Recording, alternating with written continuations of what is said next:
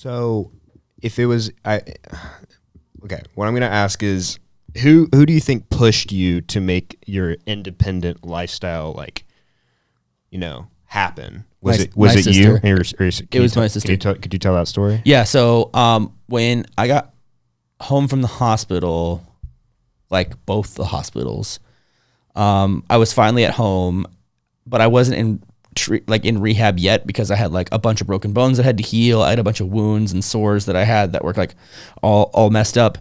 And I had to spend like a couple of months just kind of like waiting to get like approved to go back to rehab. And unfortunately during that time I got a blood clot. So even when I did get to You're talking about physical rehab, right? Yeah, physical rehab. Not drug rehab. Yeah, I always got to clarify that because I've been to 2 different kinds of rehab, so thank you.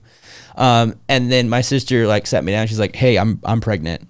She's like, "So by the time I have this baby, like you got to be figuring this out on your own because I can't take care of you anymore because you're going to have to learn how to take care of you." And I was like, "Okay, cool." So, she really pushed that on me hard. Like she pushed that on me hard. That was very much like, I can't do this for you. There was a deadline. There was literally a 9-month deadline. Basically, there was a timer. There was like a deadline that was like, you need to be back to school. You need to be driving. You need to be able to like bathe on yourself and do your bowel program on your own and cath on your own and take care of your wounds and do your weight shifts and like, get to school or get to work, or like she was pretty much just like, figure it out. Like I remember she like, there was a point where she's like, I can't take your appointments anymore. You got to like take the train or take the bus, or like, you gotta, call your friends, or like you gotta figure out like I can't. Were you resistant to that, or did you understand? No, I liked it. I loved it because I was always an extremely independent person. So getting back my independence was super important to me. Yeah. Sometimes like I need to do things like I want to be alone. Like I sometimes enjoy like an alone commute or something. It's like a nice time to just like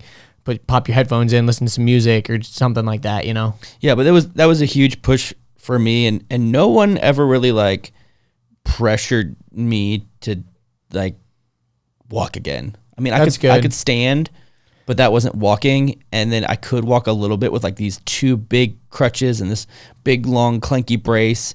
And like, since I had the blood clot, I couldn't train on like the treadmills because it could have like broken loose and like hurt me. So like by the time it was ready for school to get going again, I was like, I'm just going to go to school. Like, I don't want to like I could try to do this because during that like 9-month period, like I had seen people that were in there 8 hours a day, every day, and like the non-advancement that they had made. And I was like, that guy's got an injury kind of similar to mine, and like he ain't gotten nowhere.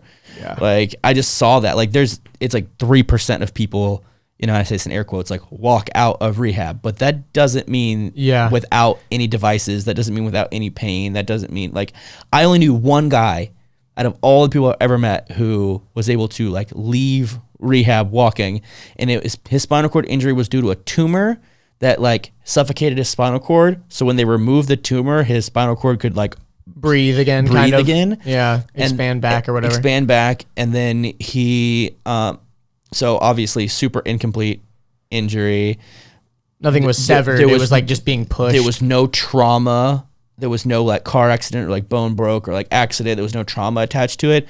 And then he spent like probably 9 months to a year in neuro recovery and got everything back except for he couldn't run forward. He could only run backwards. Interesting. He could jump, he could hop, he could skip, he could squat, he could dip, he could pick things up. Like he was pretty much back to where he was except for he couldn't run forward. So now instead of going for runs, he just rides his bike a lot. I thought you were going to say instead of running, he runs backwards. No. He puts like mirrors on the side of his glasses so he can see behind him. Yeah. That'd be funny. But like I think he's got like that reminds me of a Ross Creation skit where he said he was like, how there's a thing where it's like, oh, the doctor said I can't like look left or right or whatever. Mm-hmm. It was like this thing where he had a neck brace on. He's like, yeah, the doctor said since when I got in my accident I was facing west, I can't look any other direction, so I always got to look west. So like if you can imagine, for the audio listeners, he's always facing west. So like whenever he walks, if he needs to walk to the side, he's walking sideways. If he needs to walk backwards, he's walking backwards. So he would like walk up to people and he had a little handheld mirror and he'd talk to them in the mirror and he's like, hey, what's up, man? And they're like, what's going on? And he's like, can't move my neck. And they're like, oh, why? And he's like, well, I got hurt and, and they're like, well, why can't you just turn around? He's like, no, I can't. I got to face west. What a stupid skit. That's so funny. Did that kind of answer your question? Yeah, and I think a follow-up would be like, what do you think, like for your audience, the other wheelchair users, like what would you how can you get inspired if you don't have your if your you don't sister if you or don't something have like that sister. I mean, you could be an example of that, but it's not someone physically there to push you. Like, whoa, no one's kicking them out of the house or whatever. They're probably enabling them to stay. I'm trying to form this question together, but I'm sure you have an idea of what I'm talking about. But I got an answer, and this totally segues into our that question. That I'll just answer that question by answering your question, which is like, I had a vision of what I wanted my future self to be, and my future self didn't have anyone taking care of him. My future self had a job. My future self had a wife. My future self had kids. My future self drove and went and played and did activities. And my future self didn't have anyone taking care of him. So I knew that is what, like. And you got to daydream a little bit to figure out what that is. Yeah, you got to allow yourself to like have like fantasize about it a bit. Have this like compelling future. When I was in drug rehab, I remember like being on the outside like patio, like I was withdrawing, like I was in a lot of pain. I was in Memphis. It was winter time. It was like Thanksgiving, Christmas time. So because I spent like Thanksgiving and Christmas and my birthday in drug rehab, like that's rough. Like how nice is that? And I remember thinking like, I hate every fucking second of this. Like every millisecond, every second, I absolutely hate, and this is terrible and this is horrible, and I don't want to do this, but I know that my future self is going to be very grateful for this. I know that like my wife and my kids, and I mean, you guys think about this. Like if I didn't do it then, like this wouldn't exist. Like we wouldn't have these friendships. Like this channel wouldn't exist. Like everyone listening and watching, like they wouldn't be a part of this either. Like I knew that I like wanted to be better than I was, but I hated where I was at, so in order for me to like continue to push through when times were hard and to keep making the right decisions and not the easy decisions, I kept having to think like, okay, is my future self gonna like this? I run through that filter all the time. Like that's the greatest hack to be able to do hard things. Or if you're unsure of a decision that you are about to make, is to ask yourself, will my future self thank me for this? Like by working out today, will my future self thank me? Yes. By skipping the gym today and working on this project, will my future self thank me for this? Yes. But if it's one of these things where I'm like, oh, I'm about to lie, or I'm going to be a manipulator, or I'm going to take like the easy way, or I'm going to skimp, or, I'm going to be lazy. It's like, nah, dude, my future self is not going to, no. So it's like, he won't like that, So it's like, I can use myself as an inspiration, but you have to have enough vision to know that there's going to be a future. Like when I was majorly depressed and like full of drugs and like sleeping next to a pill bottle and a gun and like just like ready to kill myself. Like I was so ready. What made you stop? I mean, if there's a gun right next to you, like what's the... Dude, even though just the fear. I might share. This is something that like I don't think I've shared with anybody. So I remember I used to practice shooting myself in the head. Holy shit! And I would take the all the bullets out of the gun and out of the clip. Make sure there's nothing in the chamber. And I would put the clip in and I would cock it and I'd put it to my head and I would clink. And I would just practice that over and over and over again because I knew when the time came, I wanted to have that muscle memory down because I knew I'd like bitch out.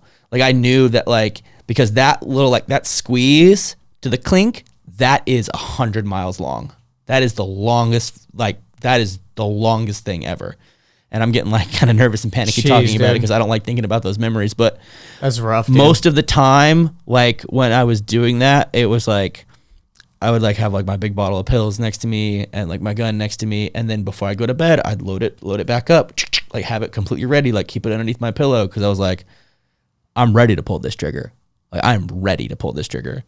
And but like in that moment, like, did you have a countdown day? Like, okay, in 3 days, I'm gonna pull that trigger. It was like, what was the reasoning for not doing it right then? Where you're like, oh, I'm not proficient enough in practicing that fucking move, or like, what was the reason why you would even wait if it's just chilling there? I usually had drugs available, so that could like, I could last another day.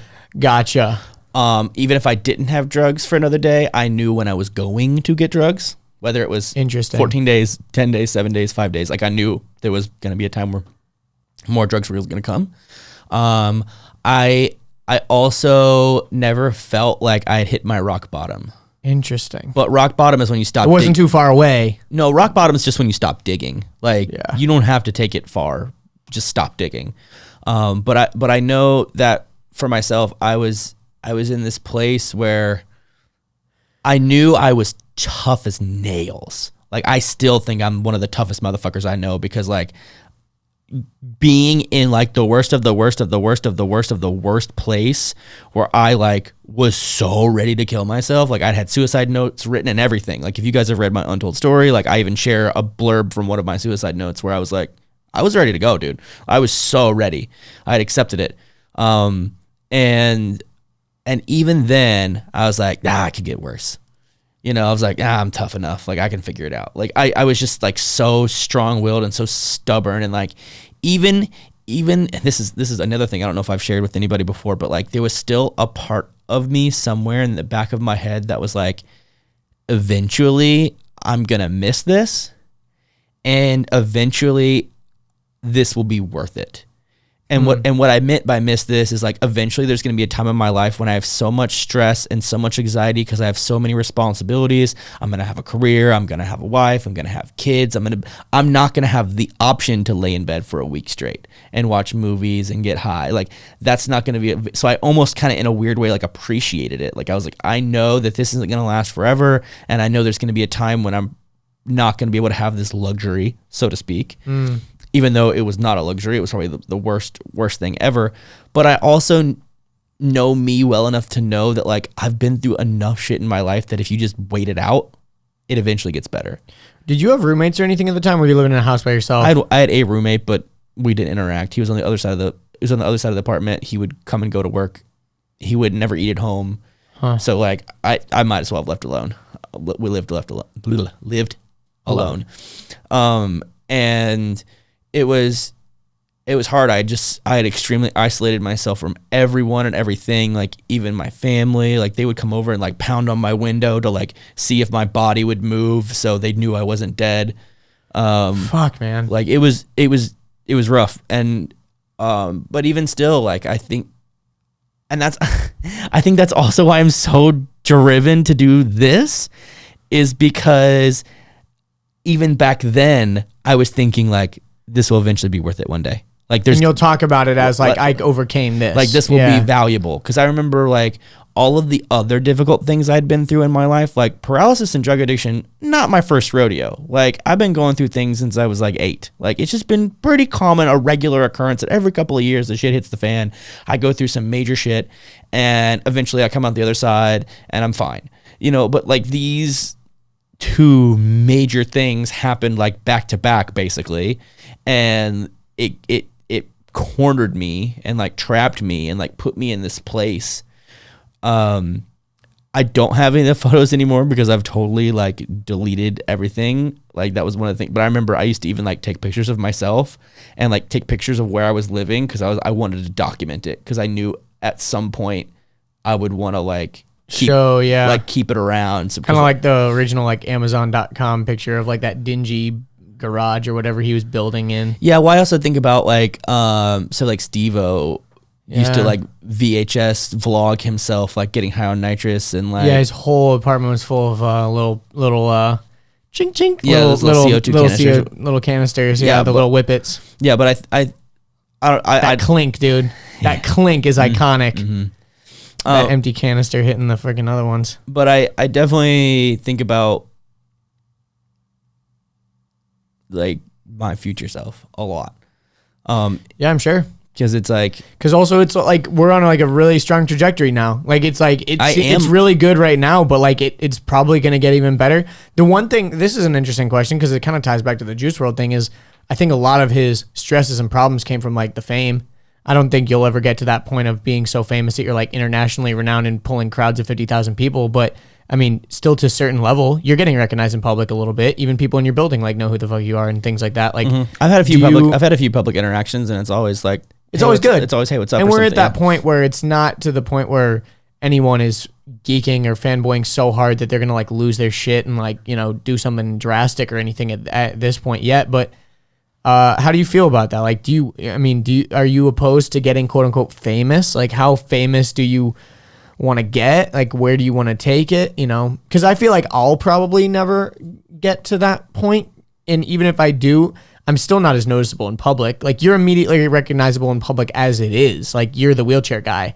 I mean, I could put a hood up and, you know, be faceless, but you can put a hood up, but you're still riding that wheelchair.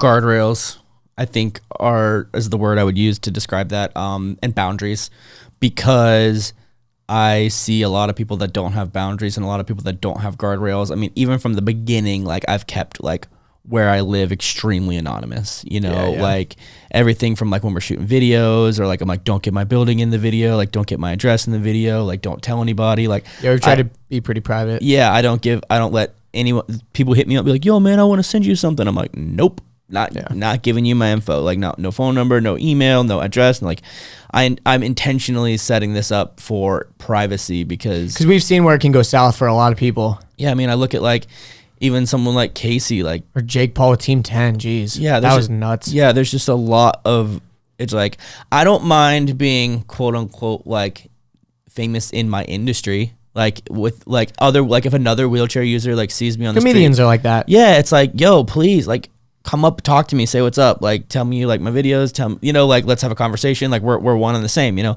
Comedians are very much like that. Comedians are people that can go to the grocery store and no one knows who they are. They can go chill the coffee bean in LA all day. No one knows who they are. But if you're into comedy, you know who they are. Big fan. And I think YouTubers are like that. Did you listen to the Philip DeFranco podcast with Anthony Padilla from Smosh? Yes. It's really interesting because he was talking about that, where like when people do know you, they really know you. Like when people do come up, they're freaking huge fans. And then everyone else is like, who? That's how internet it is, because it's so niche. Didn't Matt say that he got to have a conversation with Casey Neistat and didn't know it was Casey Neistat until some kid freaked out and was like, I need to take a picture right now. Like, oh my God, it's Casey Neistat. And then he looked him up and he was like, oh, that's who it is. Yeah. So it's like, our friend Matt Thomas. Yeah, Matt Thomas. But I don't mind being like infamous or famous or whatever. But again, as long as that fame doesn't go to me specifically, it goes to my mission. Right? Like, like I don't want people to, I want more people to be. You don't want to be famous for the attention. You want to be famous for the impact. Exactly. Like I'm all about like influence, impact, and then income. You know what I mean? Totally. Like it's like let's I gotta have a good influence. When you got both of those things though, income is not far off though. Yeah, you know? Yeah, exactly. So it's a nice byproduct. Income's on the way, you know. And I think both of us have a healthy relationship around money where we both believe like that money isn't evil. Like money is a vehicle for us to get more impact, more influence, more like it can further what we're doing even more. I mean, I could have spent all the money I spent on this podcast studio on a car. Totally. Well, why would I do that? That doesn't help my mission. Could have got a Trackhawks on. I mean, sure. I mean, there's so many, but that also goes back to like me and my personality and my attitude. Like, I'm like, does this add value? Like, do I keep it around in my life? Is this adding value to others? Like, does this bring me joy? Like, minimal to no debt. Like, my minimalism is not just physical items. It's what I think about. It's what I consume. It's what you choose to remember. Yeah, seriously. Like it's ideas, it's thoughts, it's opinions, it's perspectives. You view mental space as like physical space almost. Well, I kind of learned that. But it's true though. I kind of learned that in therapy, not going to lie, because like you spend your like whole life, at least me, I spent my whole life like running from all these demons. And I think about it, but just like a bunch of like papers just like strewn about on the ground. But like in therapy, I got to pick up each one of those papers. I got to read it and I got to put it in a file and then put that file in a filing cabinet and just like leave it in a corner somewhere, like nice and organized. And like, I don't have to like think about it or talk about it anymore. And then when I wrote The Untold Story, I was pretty much forced to go through all of that all over again. And it was really painful because I'd already kind of just dealt with it and like left it away, like pushed it away. Yeah. And then even just that quick story I told you guys about, you know, me practicing, you know, ready to kill myself, like that was something that like, dude, I've put that far away. Yeah, like you had to like dig that out of the memory banks to tell that one. Yeah, but it's very much like I try to keep a minimal approach because like I know that things don't make me happy. I know that money doesn't make me happy. I know that I like experiences, and I know that like being impactful and adding value, that's what makes me happy. Yeah. Well, that's like a super millennial mindset. Like a lot of the current younger generation, like we've kind of realized like that's why Tom's Shoes was so successful, because like the impact was more than the actual physical objects, things like that. You know, we're very into saving the planet and shit, you know, like everyone's trying to be better. And I think that's ultimately a good thing. I think some people can take it to an extreme, obviously, but like, I don't think that anyone whose intentions are good, you know, like I think that that's a good thing, obviously. Yeah, totally. And I think it's kind of like work is so much fun. Yeah, like, for us, it is. Like to me, like this is my hobby. Like, remember I was talking about how I was like, one of the things I hope Wheels to Walking will help me do is like find my thing, you know. And I was like, I'm gonna try WCMX, and I'm gonna try, you know, like riding 4-wheelers, and I'm gonna, you know, try doing rowing, and like I'm gonna do all these things that like, you know, are gonna help me. Gotta find my adaptive sport. I've never found my thing. I gotta find my thing, and like I've come to realize like this is my thing. Yeah, like this is very much my thing. Like I have a blast making videos. I have a blast doing social media. I have a blast cultivating relationships and making videos, and like, you know, working out and hanging out with my girlfriend. Like those are two things I also have a fun time doing. Like I don't have a lot of things that I don't enjoy. And that's also the beauty. Like to go back, you know, a few minutes back about building a new compelling future is like, I designed this. Totally. Like I built this from the ground up because I have clear values and like standards of practices and point of views that I just don't budge on. And like that could probably be hard for you guys to work with me sometimes, because I'm like, nope. I mean, I'm like that too, though. Sometimes I have very strong opinions. We've talked about it before. Like very much like that. Yeah. But I think that might be why you and I get along so well, because we're both stubborn as fuck, because we are convicted about what we believe, because we know. Yesterday, I was kind of like on Sunday, or no, I think it was on, what's today, Monday? I guess yesterday was Sunday. So the night before is when I went to that concert, and I was like a little bit hungover. And I remember like when we were texting about the rug, I was like kind of like, I probably seemed a little bit like annoyed too when I was texting. I don't know if it came off that way, but I was like, I'm being kind of a cunt right now. Like, I'm like, nope, I hate it. Looks like Tetris. Fuck that. Like, no, but I would rather, but listen, here's the thing. I would rather have someone be decisive than indecisive any day. I hate indecision. That drives me insane. Yeah, I had a clear idea. We'd be like, yeah, sure, like whatever you think. And I'm like, it's not, I asked you. It's not what I think. It's what you think. Like I literally, like I asked you. Like I get so, like I don't care if like black and white, it's fine with me. Like I'm fine with a hell yeah or hell no. Like if it's not a hell yeah, it's a hell no. Like that's very much how you and I play, where it's like there's been plenty of opportunities that were definitely yeahs, but they weren't hell. Hope you enjoyed that clip. If you want the full episode, you can click right here. If you want to subscribe, click here. If you want more clips, we got 2 more right over here.